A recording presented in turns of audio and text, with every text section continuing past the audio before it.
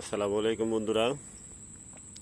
আমাদের চামটা থেকে মূলধাম যাওয়ার রোড মাঝখানে চকের মাঝখান দিয়ে তো একটা রোড গেছে। আসলে এই সময়ে রাস্তায় এত মানে জঙ্গল গাছ হয়, দেখা যায় না। দেখছেন তো অবস্থা। এই হচ্ছে রোড, অনেক চওড়া রোড, ট্রাক যায়, কিন্তু পরিস্থিতি এতটাই ভয়াবহ যে মানে দিন দুপুরে যাওয়াটাই অনেক ভয়ানকের ব্যাপার সেপার। তো রাস্তা দেখা যাচ্ছে না, যার কারণে এদিকে মানুষ খুব একটা এখন আর আসে না। বিকালবেলা অনেকেই আসে টুকটাক, কিন্তু ঘুরতেও আসে না এখন, আগে পোলাপান আসতো অনেক। তো এদিকে আসার সময় একটা জিনিস লক্ষ্য করলাম, এই রুবেলের ডাঙ্গার পাশে তো এখানে দেখলাম একটা ছেলে শুয়ে রয়েছে।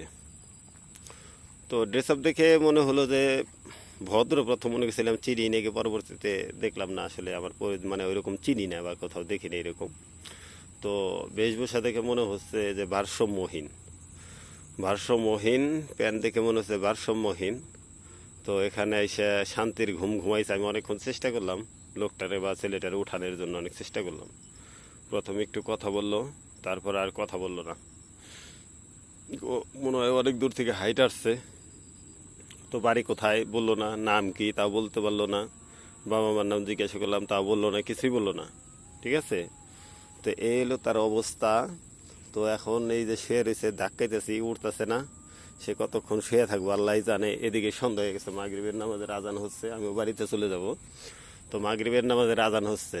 তো সন্ধ্যাবেলায় আসলে এদিকে আসাটা মানে অনিরাপদ, কারণ হচ্ছে চকে অনেক শিয়াল থাকে, প্রচুর পরিমাণ শিয়াল। সে যদি এভাবে থাকে, আসলে পরিস্থিতি কোন দিকে যাবে? শিয়ালে ভয় পাইবো না শিয়াল দেখে সে ভয় পাবে, আমি তো আসলে বুঝতে পারছি না। তো অনেক চেষ্টা করতেছে উঠানের জন্যে, তো উঠতেছে না। হ্যালো ভাই, হ্যালো, হ্যালো ভাই, আজান দিছে ভাই। তো কোনোভাবে তাকে উঠাইতে পারতেছি না। তো সেও তো উঠতেছেও না আসলে। তো কারোর পরিচিত থাকলে, যদি এখানে থাকুক বা না থাকুক, যদি কোথাও যায় হাঁটতে হাঁটতে, তো আশা করি তার ফ্যামিলির কাছে কেউ খোঁজ খবর দিয়ে দিবেন যে সে এই বাজার আসছে বা এই রাস্তায় দেখছিলাম তাকে। তার যদি কোনো লোকেশন পান আপনারা, যে এদিক সেদিক আশপাশ দা রয়েছে, তার একটু খোঁজ খবর করে তার বাড়িতে পৌঁছাই দিবেন। এটুকু চান রয়েছে। এখন আজান দিচ্ছে, আমিও চলে যাব মাগরিবের নামাজ পড়বো যেয়ে। তো এটা কতক্ষণ থাকবে এই লোকটা, আমিও তো বুঝতে পারতেছি না। সাইডে যেতে মন চাইতেছে না, কারণ সাপ বিচ্ছুর ভয় আছে, শিয়ালের ভয় আছে।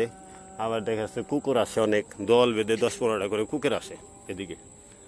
তো কি অবস্থা, কেমনি কি ভয়াবহ অবস্থা। এভাবে রাখা যাওয়াটা তো খুব খারাপ মনে হইতেছে, কিন্তু কিছু করার নাই। তো এভাবেই যেতে হবে আমারও। কি করার আসলে বুঝতে পারতেছি না। দেখছেন তো অবস্থা, জঙ্গলের অবস্থা দেখছেন। এদিকে হচ্ছে যেমন চামটা রুবেলের ডাঙা, এই যে ওই যে হচ্ছে চামটা গ্রাম, আর হচ্ছে এই পাশে হচ্ছে সামনে হচ্ছে মূলধান, আর এদিকে হচ্ছে পান্না ব্যাটারি, পান্না কোম্পানি, আর ওইদিকে হচ্ছে যে পল্লী বিদ্যুৎ। তো এই যে মাঝখানে এই ব্যবসায় যদি হঠাৎ করে কোনো মানুষও দেখে, তো ভয় পেয়ে যাব, ভয়ানক অবস্থা। তো এখন কি করবো আসলে বুঝতে পারতেছি না। তো যাই হোক, সবার কাছে অনুরোধ, তো যদি কোনো ব্যক্তি এই লোকটাকে বা এই ছেলেটাকে কোথাও দেখেন, তো তার ফ্যামিলির কাছে যদি পাশাপাশি হয়ে থাকে নিয়ে যাবেন। আমার মনে হয় সেটাই ভালো হবে, কারণ সে আবার কোন চকে যায়, কোন রাস্তায় যায় হয়ে থাকবো, তো তার ফ্যামিলি আবার অনেক খোঁজাখুঁজি করবে। ঠিক আছে বন্ধুরা, তো সবাই ভালো থাকবেন। আর ছেলেটার জন্য, বিশেষ করে এই ছেলেটার জন্য দোয়া করবেন, প্রচুর পরিমাণ দোয়া করবেন যেন আল্লাহ তাআলা এই ছেলেটাকে সুস্থ করে দেন। ঠিক আছে, এই ছেলেটাকে সুস্থ করে দেন, এটা সবাই দোয়া করবেন, যেন তার মা বাবার কাছে আবার ফিরে যেতে পারে। জানি না তার ফ্যামিলিতে কে কয়জন কিভাবে আছে, তাও তো বলতে পারতাছি না। তো যাই হোক, তো সবাই ছেলেটার জন্য দোয়া করবেন আশা করি। তারপর আরেকবার ট্রাই করে দেখি। হ্যালো ভাই, আজান দিছে, আজান দিছে। হ্যালো, হ্যালো ভাই, আজান দিছে। এখানে সন্দেহ দেব, অনেক শিয়াল আসে, তো অনেক শিয়াল আসে, বাসায় চলে যান। হ্যালো, বাসায় চলে যান, বাসায়। ক্ষুধা লাগছে? কিছু বলতেছে না আসলে কথাবার্তা। আমি অনেক চেষ্টা করছি উঠানোর জন্য, অনেক চেষ্টা করলাম উঠানোর জন্য, কিন্তু শুনতেছে না আসলে। ঠিক আছে, যাই হোক, সবাই দোয়া করবেন। আল্লাহ হাফেজ। মাগরিবের নামাজের আজান দিছে, তো আমি এখন নামাজে যাব। তারপরেও যদি আমাদের এলাকার দিকে যায় তাহলে আশা করি যদি সে কথা বলে তাহলে দেখা যাচ্ছে কোনো একটা ব্যবস্থা করা যাবে, তার বাসা কোথায় কেমনি কি।